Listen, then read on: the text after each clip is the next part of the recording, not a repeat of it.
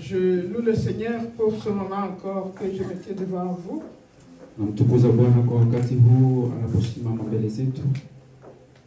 Et avant de lire la parole de Dieu, je souhaite à toute l'Église une bonne et heureuse année 2025.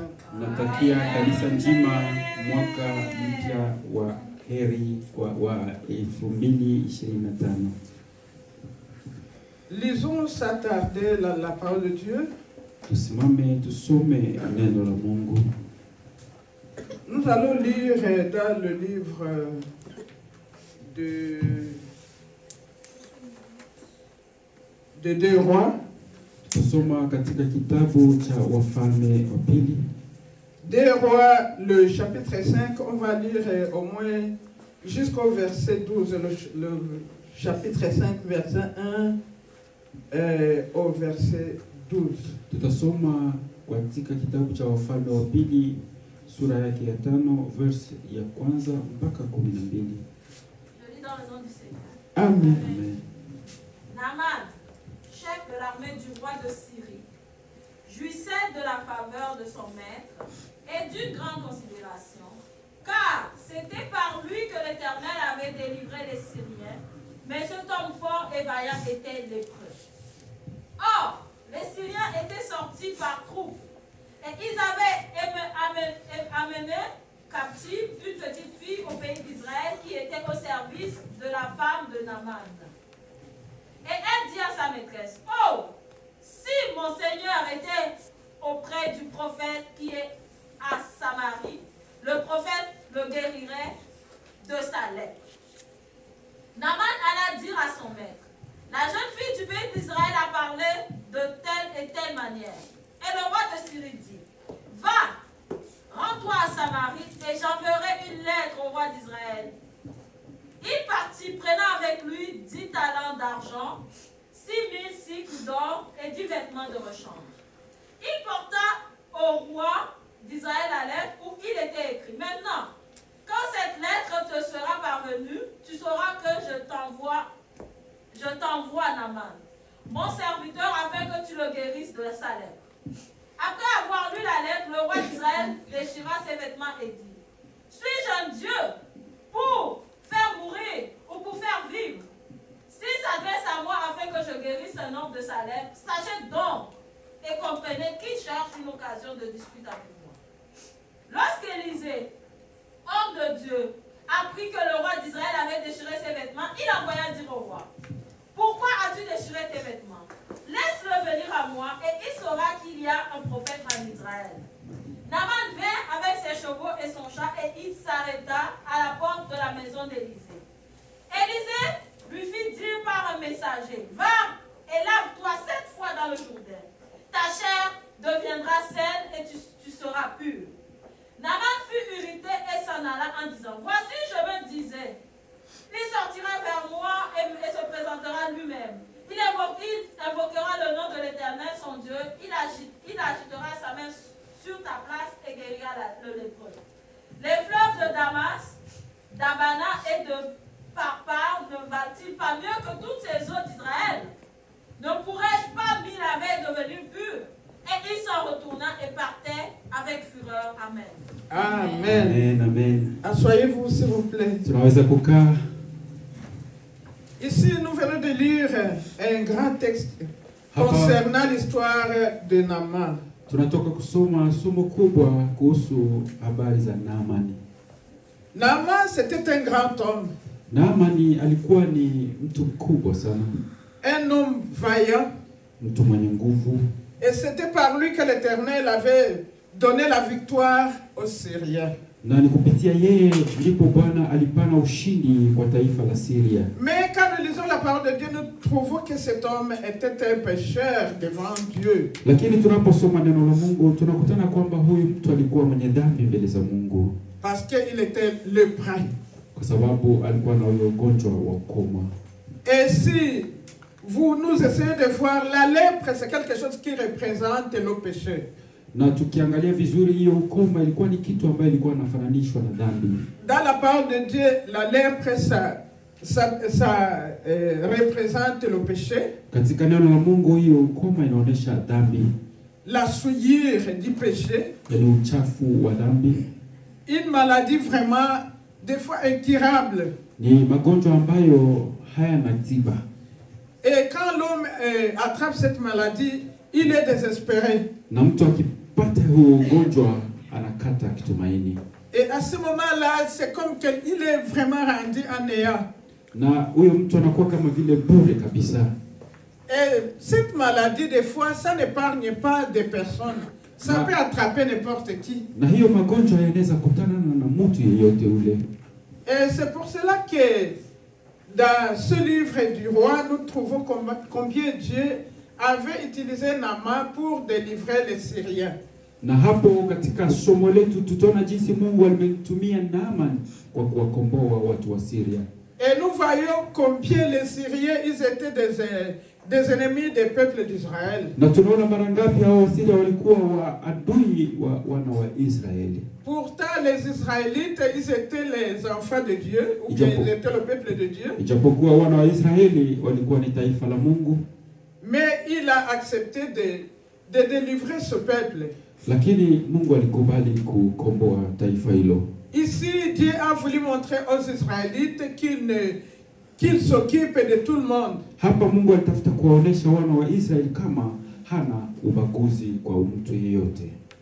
Et c'est pour cela qu'il a accepté de guérir Naaman. Na hapo akakubali kumponya Naamani.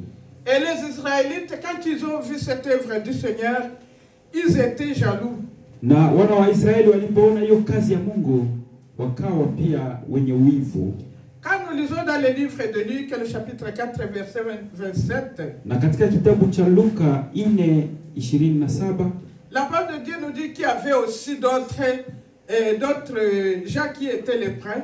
Neno linatuambia kwamba kulikuwa watu wengine ambao walikuwa pia na ukoma. Ils étaient lépreux en Israël. Walikuwa wana ukoma hapo Israeli. Et c'était au même époque d'Élisée. Na ilikuwa hiyo muda wakati wa Eliseo. Et c'est pour cela que vous verrez que c'est seulement Naaman qui a trouvé la guérison de sa lèpre. Na hapo tupomtona kama ni Naamani tu ndo amepona ukoma wake. Et quand nous lisons le verset 2 à 3, nous pouvons parler de la petite servante qu'on nous a parlé dans ce texte. Na katika verse yake ya 2 na 3 wanatuambia kuhusu huyo mtumishi mwenye kazi mdogo. Oui, c'était une petite fille qu'on avait amenée captive au pays de Syrie. Alikuwa ni binti mdogo ambaye wamemshika na kumpeleka utumwani huko Syria. Et cette petite fille, elle n'avait pas de nom. Na huyo binti alikuwa hana jina. Donc elle est sortie du pays d'Israël. Alitoka huko Israeli. Et à ce moment-là, quand elle est arrivée dans le pays de Syrie, na alipofika katika mji wa Syria, là, elle était au service de la femme de Naaman. Akaanza kumfanyia kazi mke wa Naamani. C'est-à-dire que la femme de Naaman était sa maîtresse. Ni kusema kwamba mke wa Naamani alikuwa ni bosi wake. Et une fois arrivé dans la maison de Naaman, na alipofika katika nyumba ya Naamani, la petite fille a observé. Huyo binti akaangalia. Elle a vu que son maître avait la lèpre. Na akakutana kwamba yani bosi wake ana ukoma. Et c'est pour cela qu'elle a commencé à murmurer auprès de sa maîtresse. Na hapo akaanza kunongoneza kusema pembeni ya bosi wake. Si seulement mon Seigneur pouvait voir le prophète qui se trouve à Samarie, il le guérirait de sa lèpre. Akasema kama huyu bwana wangu angiona huyo nabii ambaye anakutaniwa huko Samaria, anaweza kumtunza ukoma wake. Parlons un peu de la différence entre cette petite fille et le grand Naaman. Tutazungumza kidogo kuhusu utofauti na wa huyo binti mdogo na huyu mkubwa Naamani. Naaman c'était un grand homme. Naamani alikuwa ni mwanaume mkubwa. Mais elle était vraiment une petite fille. Lakini huyo alikuwa ni binti mdogo sana. Naaman, il était quelqu'un qui était considéré. Naaman alikuwa ni mtu ambaye alikuwa anaheshimiwa. Mais la petite fille, elle était insignifiante. Lakini huyo binti mdogo alikuwa haonekani hata. Naaman était désigné par son nom. Naaman alikuwa anaitwa kwa jina lake. Mais le nom de la petite fille n'était pas donné dans la Bible. Lakini huyo binti mdogo jina lake alijulikana hata katika Biblia. Naaman, il portait la marque d'un jugement de Dieu. Huyu Naaman alikuwa anabeba chapa ya hukumu la Mungu. C'est-à-dire la lèpre. Ni kusema ukoma. Mais la petite fille, elle vient pour communiquer le remède de Dieu pour guérir le lépreux. Ila huyu binti mdogo alifika kwa kutangaza tiba la Mungu kwa kumponya huyu mwenye ukoma. Naaman, c'est quelqu'un qui vivait devant son roi. Naaman ni mtu ambaye alikuwa anaishi mbele ya mfalme wake. Mais cette fille, elle vivait devant l'Éternel. Lakini huyu binti alikuwa anaishi mbele za Bwana. Vous voyez combien la foi de cette fille parle.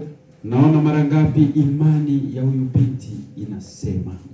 Elle dit alors, il le délivrerait de sa lèpre. Akasema hapo atamponya kwa ukoma wake.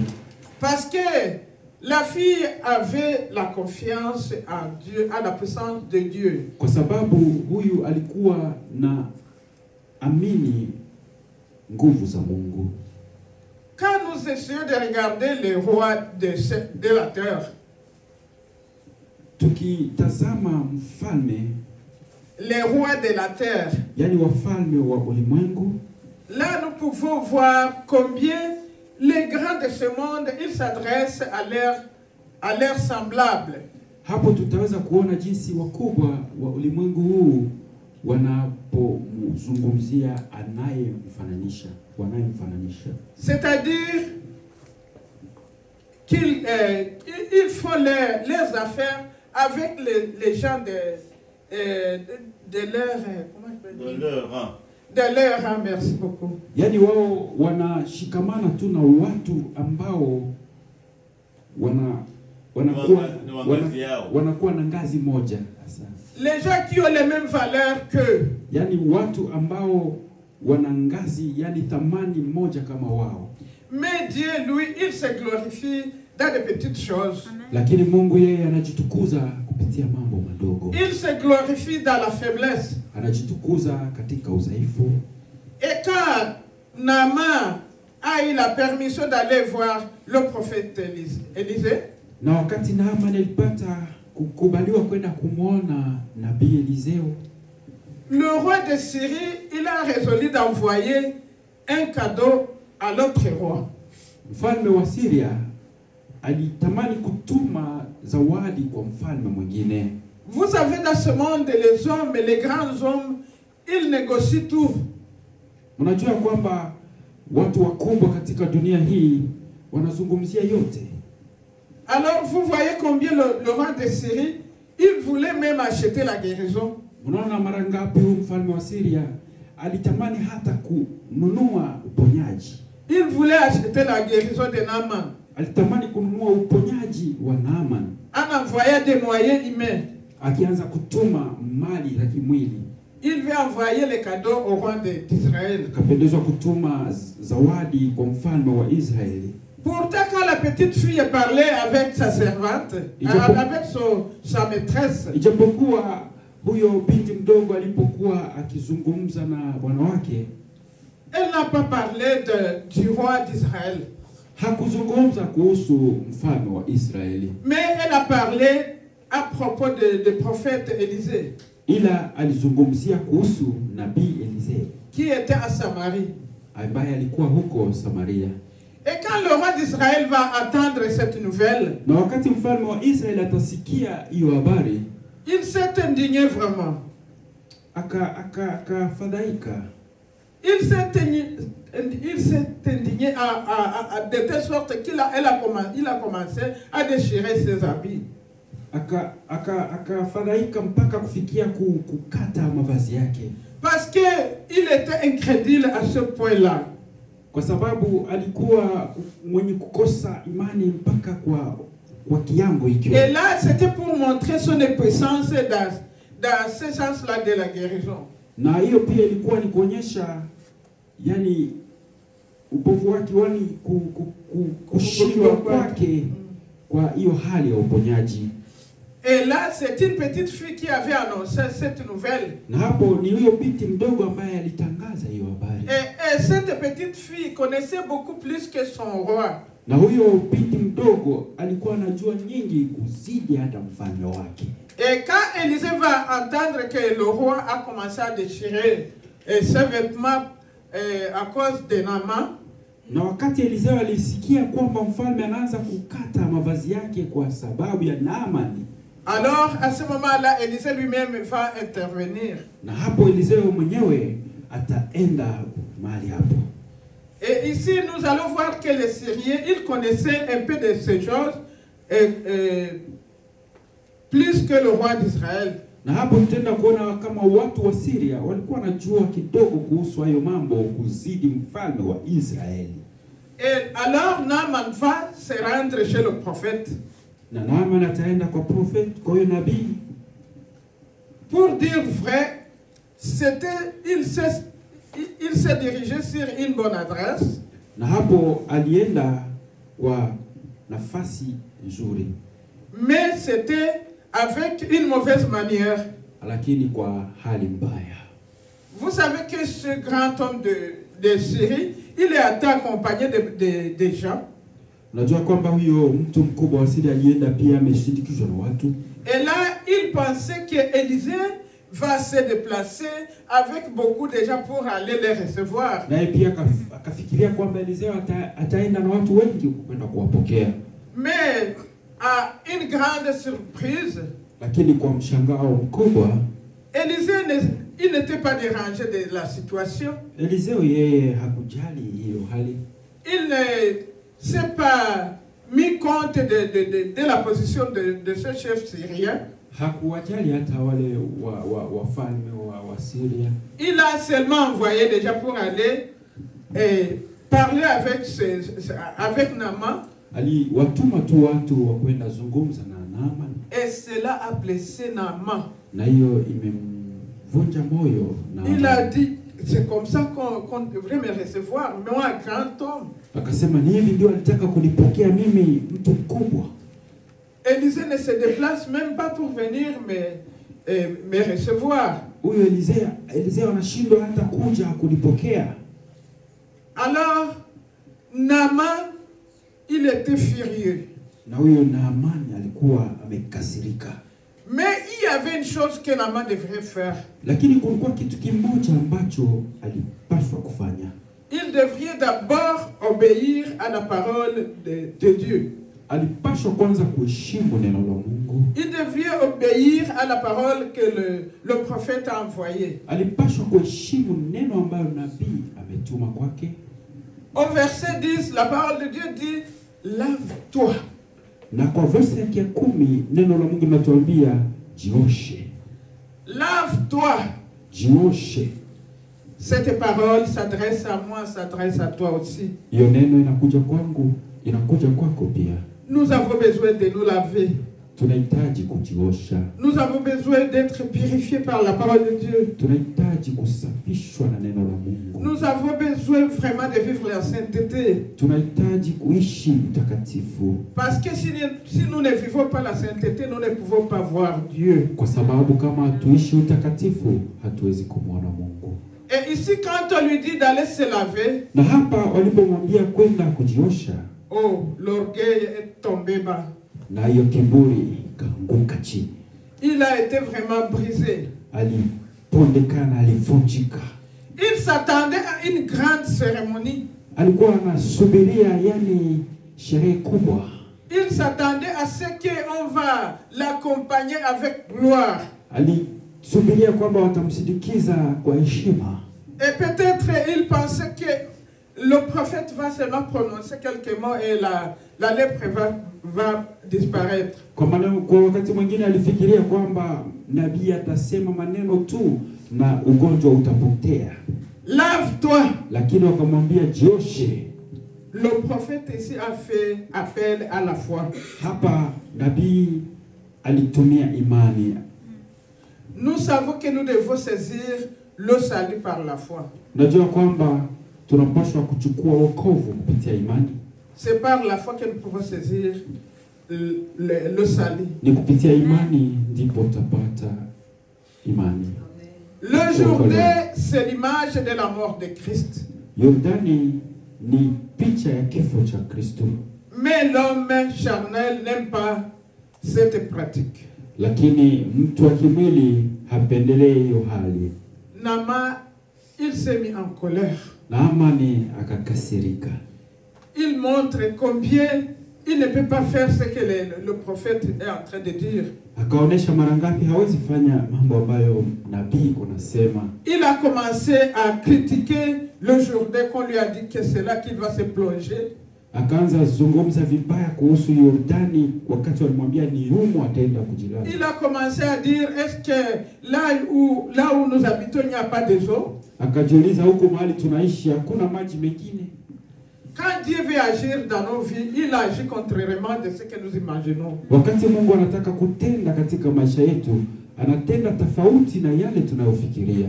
Et c'est à ce moment-là que les serviteurs alors vont essayer de parler avec Naaman. Na hapo ndipo watumishi wake wataanza jaribu kumzungumza Naamani. Et à ce moment-là, les serviteurs vont lui dire, et si on te disait de faire encore quelque chose qui est très grave, est-ce que tu ne devrais pas le faire pour être guéri? Akamuuliza wakikwambia ufanye ingine mambo ambayo ni magumu zaidi, hauwezi kuyafanya ili upokee uponyaji. Dieu se manifeste dans la faiblesse. Mungu anajitukuza katika udhaifu. Il se montre à ceux qui sont humbles. Na anaonekania wale ambao ni wanyenyekevu. Et il aime les gens qui l'obéissent. Anawapenda wanaomheshimu. La délivrance de Naaman, c'était de se plonger cette fois dans le Jourdain. Uponyaji wa Naamani alibidi kujimwaga mara 7 katika mto wa Yordani. Pour qu'il puisse recevoir la guérison. Ili aupokee uponyaji. Et c'est par la foi qu'il devait le faire. Na ni kupitia imani ndipo alipaswa kufanya hivyo. Et vous vous souvenez quand le peuple d'Israël était en train de contourner Jéricho, la ville de Jéricho? Mnakumbuka wakati wana wa Israeli walikuwa wakizunguka mji wa Yeriko? Rien ne s'est passé jusqu'à ce qu'ils ont fait 7e tour au 7e jour. Hakuna kitu kilitendeka mpaka walipofanya siku 7 na walipozunguka mara 7. Et c'est à ce moment-là que les murs de Jéricho sont tombés. Na ni hapo ndipo kuta za Yeriko zilipomoka. Avec Dieu, c'est la foi qui compte. Pamoja na Mungu ni imani ndiyo inahitajika.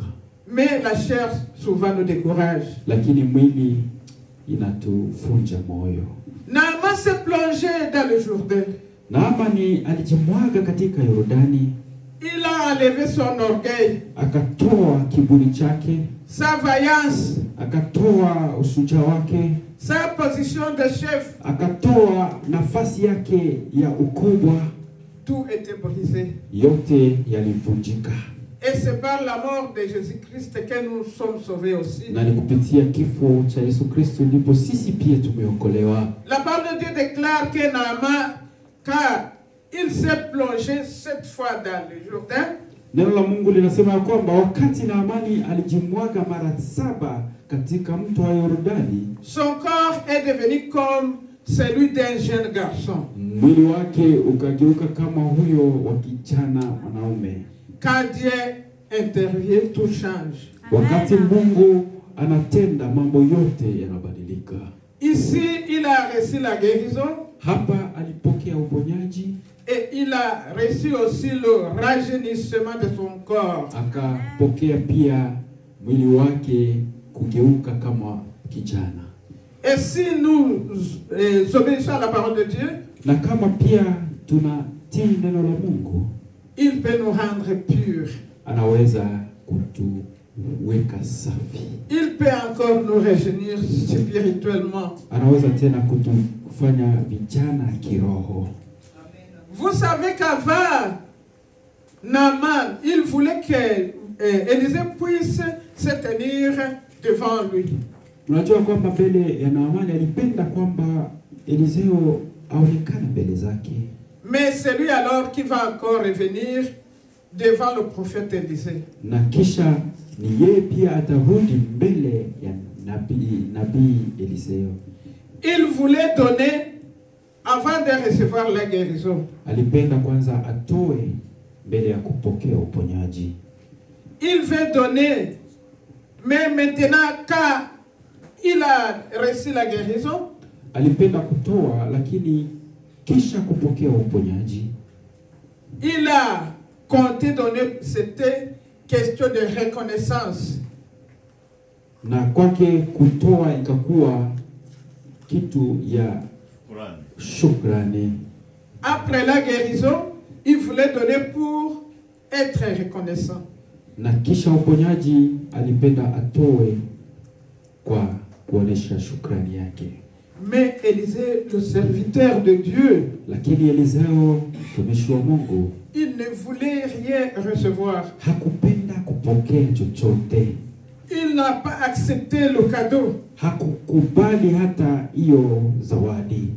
Donc pour lui, recevoir le cadeau, c'était falsifier la grâce de Dieu. Kwake yeye aliona kupokea hiyo zawadi ilikuwa ni kuharibu neema ya Mungu. La reconnaissance de Naaman, c'était alors pour montrer à l'Éternel qu'il a bien fait de lui donner la guérison. Yani shukrani ya Naaman ilikuwa ni kuonesha Mungu mara ngapi alifanya vema kumpatia uponyaji. Et effectivement, sa reconnaissance devrait s'adresser à Dieu. Na kweli shukrani yake ilipaswa kwenda mbele za Mungu. Et non pas à l'instrument que Dieu avait utilisé pour sa guérison. Lakini hapana mbele ya mtu ambaye Mungu alitumia kupata uponyaji.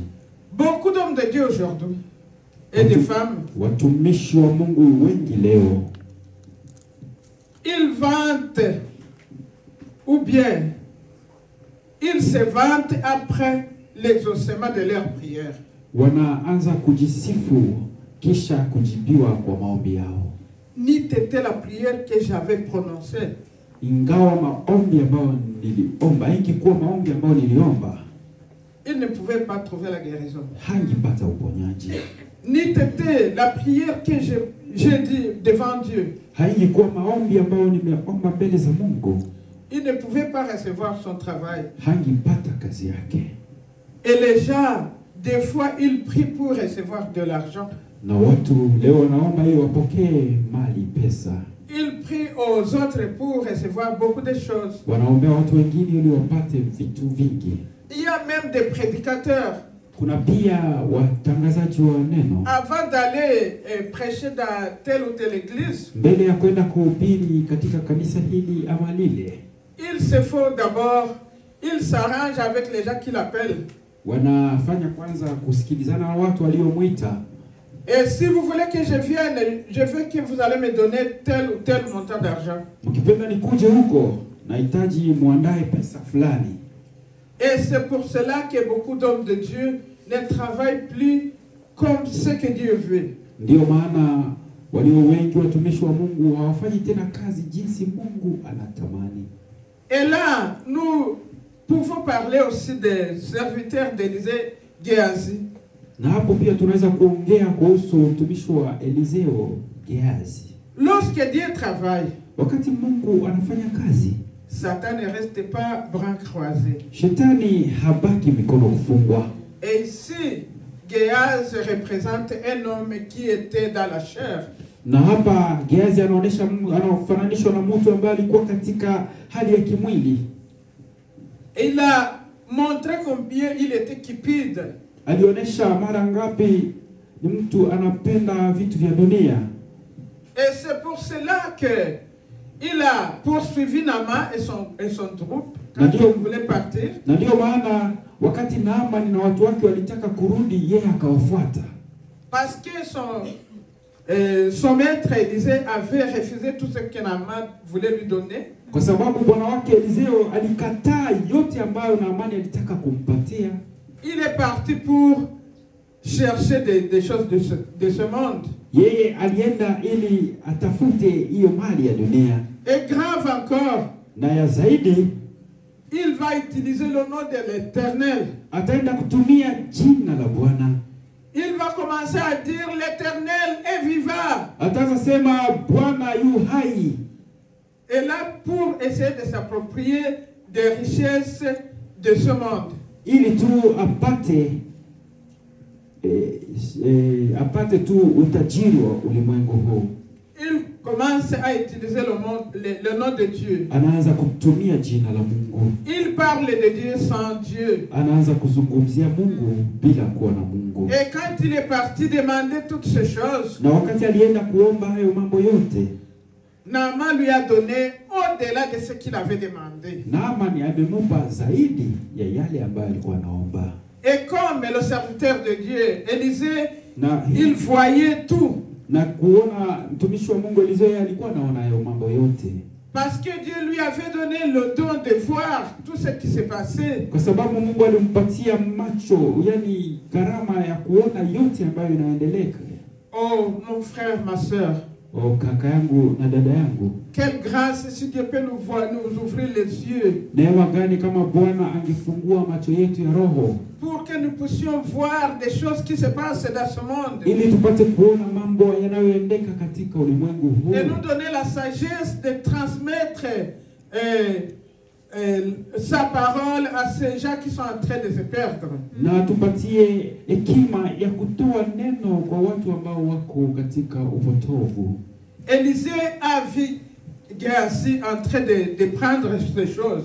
Eliseo alimuona Gehazi iko nachukua hayo mambo yote. Jusqu'à ce que quand il est revenu, il lui demande, Mpaka wakati alirudi akamuuliza, d'où viens-tu, Géasi? unatoka wapi Gehazi? Et c'est comme dans le livre de Job, Dieu avait encore posé la même question à Satan. Ni kama vile katika kitabu cha Ayubu, Mungu aliswali swala hilo hilo kwa shetani. D'où viens-tu? Unatoka wapi? Et vous savez, quand un péché entre dans l'homme, Unajua dhambi moja ikiingia katika maisha ya mwanadamu, ça occasionne encore beaucoup de péchés d'entrer, de pénétrer. inafungua milango kwa dhambi zingine kuingia.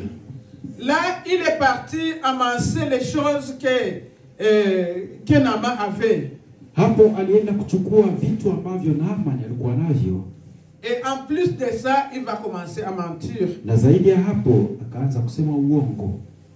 Il dit, ton serviteur n'est allé nulle part. Akasema mtumishi wako hakwenda mahali popote.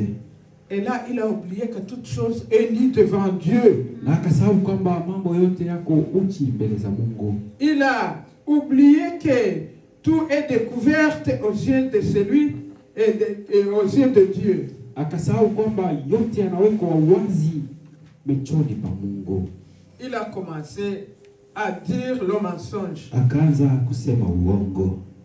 Et c'est pour cela que le prophète va lui dire encore, Na ndipo hapo nabii atenda kumwambia tena, mon esprit n'était pas absent roho yangu haikuwa mbali lorsque cet homme a quitté son char pour venir à ta rencontre.